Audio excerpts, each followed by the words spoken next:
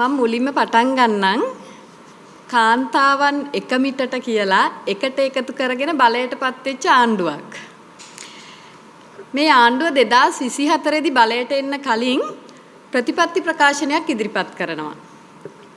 පොහොසත් රටක් ලස්සන ජීවිතයක් කියලා ප්‍රතිපත්ති ප්‍රකාශනයක් එලි දක්වනවා. මේ ප්‍රතිපත්ති ප්‍රකාශනය කියවපු කෙනෙකුට මේකේ 73 වෙනි පරිච්ඡේදය 73 වෙනි පිටුවේ මූල ධර්මත් එක්ක ඉදිරිපත් කරලා තියෙනවා. නිදහස් ස්ත්‍රී සමානාත්මතාවයක් සාධාරණ මිනිස් අයිතිවාසිකමක් කියලා. එතකොට අද මේ ආණ්ඩුව විසින් වෙනත්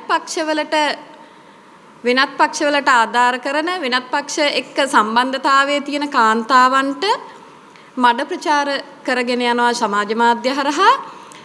මම හිතනවා මේ ප්‍රතිපත්ති ප්‍රකාශය හරහා මොවුන් ඉදිරිපත් කරපු මේ තොරතුරු එහෙමත් නැත්නම් මේ මූල ධර්ම මොවුන් හරියට ක්‍රියාත්මක කරනවද කියන එක ඇත්තට අපිට ප්‍රශ්නයක්. මොකද අද පාර්ලිමේන්තුවෙන් භාගයකටත් වැඩි පිරිසක් ඉන්නේ කාන්තාවන් මූලික වෙච්ච පාර්ලිමේන්තුවක් තියෙන්නේ.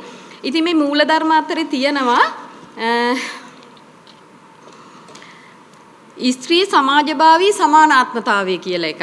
ඒ වගේම තව තියෙනවා ස්ත්‍රීන්ගේ දේශපාලනික නියෝජනය සහ සහභාගීත්වය, ස්ත්‍රීන් මුහුණ දෙන පීඩනය අවම කිරීම සඳහා රාජ්‍ය ප්‍රතිපත්ති. ඒකට ඒගොල්ලෝ විශ්වීය පොදු සේවාවල ප්‍රමුඛත්වය අරගෙන තමයි මේක ක්‍රියා කරනවා කියලා තියෙන්නේ. ඒ වගේම ස්ත්‍රීන් මුහුණ දෙන පීඩනය සමාජ ආයතනය සහ ක්‍රියාවලීන් විසින් ප්‍රතිනිෂ්පාදනය කොට පවත්වාගෙන යනු ලබන අගතිගාමී ඒකාකෘතීන්ගේ තොර සමාජයක්. ඒ වගේම ස්ත්‍රීන් ඇතුළු සියලු අනන්‍යතා කණ්ඩායම් වලට රාජ්‍ය සේවා අයිතිවාසිකම්, යුක්තිය සඳහා ප්‍රවේශ වීමේ සමානකම්. මොකද්ද මේ යුක්තිය සඳහා ප්‍රවේශ වීමේ සමාන හිමිකම් කියලා කියන්නේ? එතකොට අපි පසුගිය දිනක ගිහිල්ලා අපරාධ පරීක්ෂණ දෙපාර්තමේන්තුවේ පැමිණිල්ලක් ඉදිරිපත් කරනවා අපේ සහෝදර මාධ්‍යවේදිනී දිල්කා සමන්මලීට එක්තරා පුද්ගලයෙක්. කවුද මේ? සුදත්ත තිලකසිරි කියන සමාජ භාෂාවෙන් කිව්වොත් YouTube සුදා. එතකොට මොහු සමාජ මාධ්‍ය ජාල හරහා අසික්කිත විදිහට, මොකද ඇත්තට මේ වචන අපිට භාවිතා කරන්න බෑ, ඒ තරම් අසික්කිත විදිහට ප්‍රහාර එල්ල කරමින් සමාජ මාධ්‍ය ජාල හරහා ඇයට අවමන් කරමින් සිටිනවා.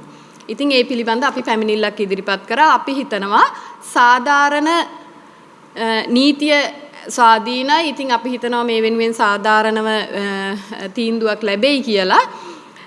අපි ගත්තොත් එහෙම මේ YouTube සුදා කියන පුද්ගලයා දිල්කා සමන්මලීට විතරක් නෙවෙයි, බොහෝ කාන්තාවන්ට මඩ ප්‍රහාර එල්ල කරමින් සිටිනවා. ඔහු මන් දන්නේ ඔහු බලාපොරොත්තු වෙන්නේ මේ දේවල් ඉදිරිපත් කළ ඔහු බලාපොරොත්තු වෙන්නේ මොකද්ද? වෙනත් දේශපාලන පක්ෂයක් වෙනුවෙන් පෙනී සිටින කාන්තාවන් මර්ධනයක්ද? ඔහුට මොනවද මේ වෙනුවෙන් ලැබෙන්නේ? එතකොට මේවා කරද්දී ඔහු බය නැතුව, ඔහු දැන් CID එකේ අපි ගිහිල්ලා පැමිණිල්ල ඉදිරිපත් කරලා ඇවිල්ලා මේක සෝෂල් මීඩියා වල සහ මාධ්‍ය වල ප්‍රචාරය වුණාට පස්සෙත් ඔහු අපහාසාත්මක පෝස්ට් ෂෙයා කරනවා සෝෂල් මීඩියා හරහා. එතකොට ඔහුගේ මේ බය නැතිකම ආවේ කොහොමද? කවුද ඔහුගේ පිටුපසින් ඉන්නේ කියන එක ඇත්තටම අපිට ප්‍රශ්නයක් වෙලා තියෙනවා. මොකද තවමත් අඩුම තරමේ ඔහු මේ කරන ක්‍රියාවලින් නවත්තන්න ආණ්ඩුවේ කිසිම පුද්ගලයෙක් ඉදිරිපත් වෙලා නැහැ. ආණ්ඩුවේ ඉන්නවා කාන්තා කටයුතු ඇමතිනියක්, ඒ වගේම ප්‍රබල චරිතයක් ඉන්නවා ආණ්ඩුවේ අගමැතිනිය. එතකොට අගමැතිනියත් කාන්තාවක්. ඇයවත් තවමත් ඉදිරිපත් උනේ නැහැ මේ YouTube සුදා කියන පුද්ගලයාගේ කාන්තාවන්ට එරෙහි අපහාසාත්මක ප්‍රචාර නවත්තන්න. එතකොට අපි හිතනවා ඇයි මෙහෙම වෙන්නේ? මොකද ඕනම කාන්තාවකට ඕනම දේශපාලනයක මතිමතාන්තර දරන්න නිදහස තියෙනවා. එතකොට මේ නිදහස තියෙන කාන්තාවන් තමන්ගේ දේශපාලන මතය සමාජ මාධ්‍ය හරහා ප්‍රචාරය කරද්දී ඇයි ඔවුන් ඒක මර්ධනය කරන්න හදන්නේ? වෙනත් ආණ්ඩුව හරහා ඔවුන් යම් පුද්ගලයන් භාවිතා කරලා කාන්තාවන් මර්ධනය කරන්න උත්සාහ කරනවා. මම හිතන්නේ මේක තවදුරටත් ක්‍රියාත්මක වෙන්න දෙන්න බෑ.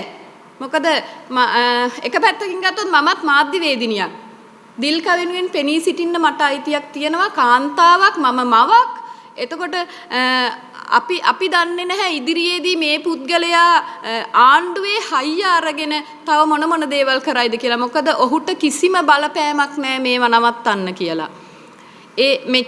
මෙච්චර කාලයක් අපි බලාගෙන ඉඳලා බැරිම තැන තමයි අපි අපරාධ පරීක්ෂණ දෙපාර්තමේන්තුවට එදා යන්නේ. ඉතින් ඔවුන් සාධාරණව මේකට ක්‍රියාමාර්ගයක් ගනී කියලා අපි බලාපොරොත්තු වෙනවා. තව මම කියන්න ඕනේ දැන් අපි මේ දිල්කගේ ප්‍රශ්නේදී අපි මේක සමාජ මාධ්‍යවල ප්‍රචාරය කරනකොට යම් පිරිසක් ඇවිල්ලා නැවතත් මඩ ප්‍රචාරයක් ගෙනියනවා. මේ වෙනත් පක්ෂවල කාන්තාවන් අපේ පක්ෂයේ ඉන්න മന്ത്രിවරයන්ට අපහාස කරනවා. විශේෂයෙන් අගමැතිනියට අපහාස කරා නැහැ. අපි අගමැතිනියට අපහාස කරේ නැහැ. අපි කාන්තා හිංසනයක් කරේ නැහැ. ඔවුන් ගිහිල්ලා මහා උද්ඝෝෂණයක් කරනවා මත්ගම් ප්‍රදේශයේ කාන්තා හිංසනය වළකමු අගමැතිනියව රැකගමු කියලා නැහැ. අපි එදා කිව්වේ ඇය සමලිංගිකත්වයේ ප්‍රවර්ධනය කරන්න හදනකොට අපි ඒක පාලනය කරන්න කියලා ඉල්ලීම විතරයි අපි කරේ. එතකොට ඒක මං හිතන්නේ කාන්තා හිංසනයක් වෙනවා කියලා.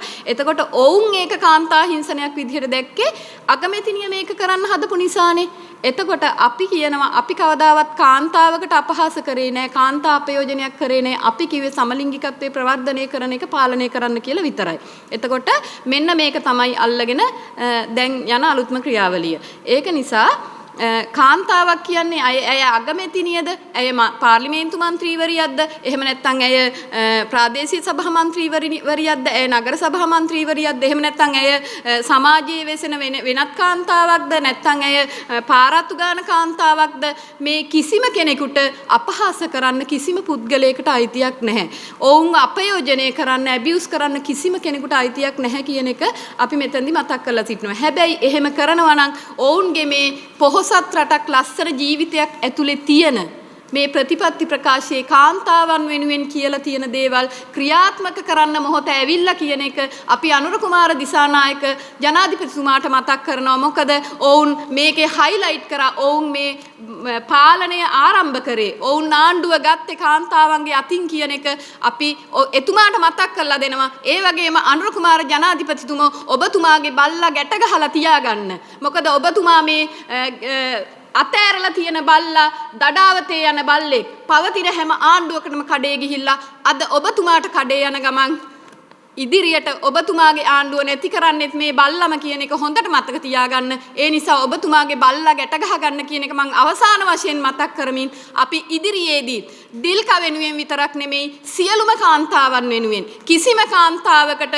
අපි ඉදිරියේදී අපයෝජනයක් වෙනවා දකින්න අපි කැමති නැහැ. ඒක නිසා අපි සියලුම කාන්තාවන් වෙනුවෙන් පෙනී සිටිනවා ප්‍රජාතන්ත්‍රවාදී සමාජ මාධ්‍ය ක්‍රියාකාරීන් සහ සමාජ මාධ්‍යවේදීන් විදිහට අපි අද පටන් ගන්න මේ හඬ ඉදිරියේදී නවත්තන්න කිසිම ආණ්ඩුවකට හෝ කිසිම බලපෑමකට හෝ කිසිම පුද්ගලයෙකුට බෑ කියන එක මතක් කරන්න මේක අවස්ථාවක් කරගන්නවා. මොකද ආයේ කිසිම දිනක මම මේ වෙලාව විශේෂයෙන් මතක් කරන්න ඕනේ YouTube සුදා කියන පුද්ගලයා අභියෝග කරනවා දිල්කා සමන්මලී මාධ්‍යවේදිනියට ඔපෙරා හවුස් එකේ පඩිපෙළ උඩ තියලා දූෂණය කරනවා කියලා. හැබැයි එතුමාට ජනාධිපතිතුමාට අපි මතක් කරනවා මේ වචන ටික කොයිතරම් අපහාසාත්මක විදිහට ඉදිරිපත් කරලා තියෙනවද කියලා එතුමාට බලලා මේ වෙනුවෙන් ක්‍රියාමාර්ගයක් නොගත්තොත් ගෑනු එක මිටට එකතු වෙලා ඔබතුමාව බලයට ගෙනාවා වගේම